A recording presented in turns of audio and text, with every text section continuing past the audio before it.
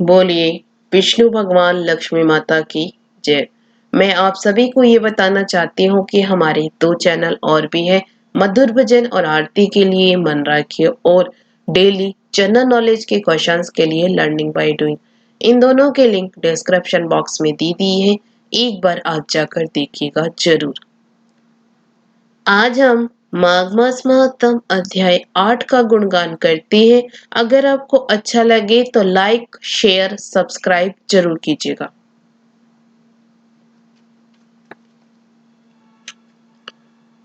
यमदूत कहने लगा कि तुमने बड़ी सुंदर बात पूछी है। यद्यपि मैं पराधीन हूँ, फिर भी तुम्हारी स्नेह बस अपनी बुद्धि के अनुसार बतलाता हूँ। जो प्राणी काया वाचा और मनसा से सभी दूसरों को दुख नहीं देते वे यमलोक में नहीं जाते। हिंसा करने वाले वेद यज्ञ तप और दान से भी उत्तम गति को नहीं पाते। अहिंसा सबसे बड़ा धर्म तप और दान ऋषियों ने बतलाया है। जो मनुष्य जल या पृथ्वी पर रहने वाले जीवों को अपने भोजन के लिए मारते हैं वे काल सूत्र नामक नरक में पड़ते हैं और वहां पर अपना मांस खाते और रक्त पीप पान करते हैं तथा पीप की कीच में उनको कीड़े काटते हैं। हिंसक जन माद काने कुबड़े लूले लंगड़े दरिद्र और अंगहीन होते हैं। इस कारण इस लोक तथा परलोक में सुख की इच्छा करने वाले को काया वाचा तथा मन से दूसरे का द्रोह न करना चाहिए। जो हिंसा नहीं करते उनको किसी प्रकार का भय नहीं होता। जिस तरह सीधी और टेढ़ी दोनों प्रकार की बहने वाली नदियां समुद्र में मिल जाती हैं, वैसे ही सब धर्म अहिंसा में प्रवेश कर जाते हैं।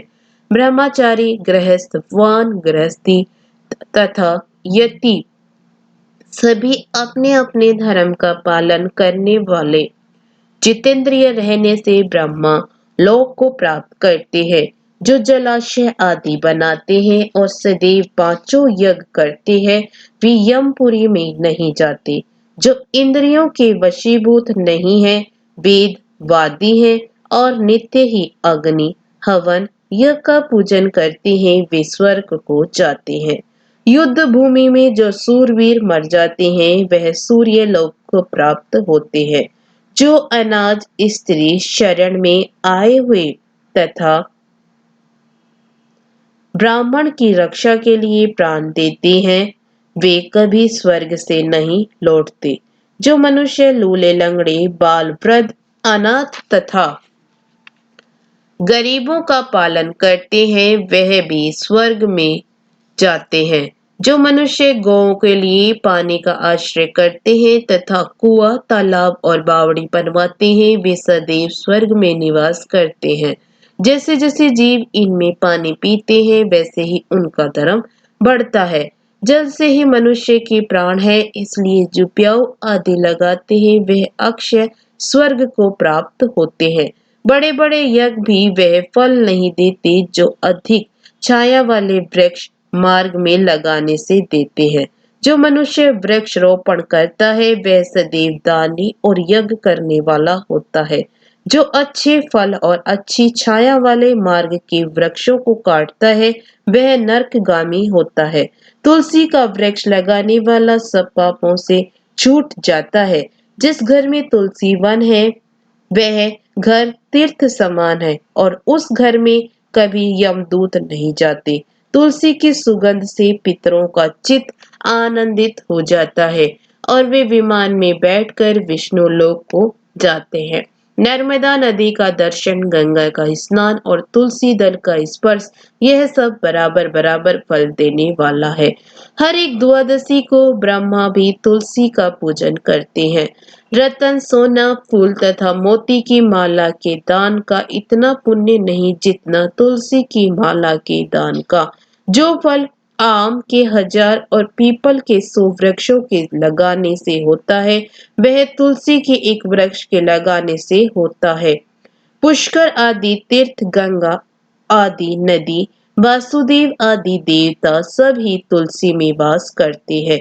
जो मनुष्य एक बार, 2 या 3 बार रेवा नदी से उत्पन्न शिव मूर्ति की पूजा करता है अथवा स्फटिक रत्न के पत्थर के आप से आप निकले हुए तीर्थ में, पर्वत या वन में रखी हुई शिव की मूर्ति की पूजा करता है और सदैव ओम नमः शिवाय मंत्र का जाप करता है, वह यमलोक की कथा भी नहीं सुनते। प्रसंग, शर्ता, अभिमान या लोभ से शिव पूजा करने वाले भी यम द्वार नहीं देखते। शिव पूजा के समान पापों के नष्ट करने वाला तथा कीर्ति देने वाला तीनों लोकों में और कोई कर्म नहीं है। जो शिवालय स्थापित करते हैं वह शिवलोक में जाते हैं। ब्रह्मा, विष्णु तथा शिव का मंदिर बनाकर मनुष्य वैकुंठवासी होता है। जो भगवान की पूजा के लिए फूलों का बाग लगाते हैं वह धन्य है। जो माता पिता, देवता और अतिथियों का सदैव पूजन करते हैं वे ब्रह्मलोक को प्राप्त होते हैं। इसके साथ ही 8वां अध्याय समाप्त हुआ।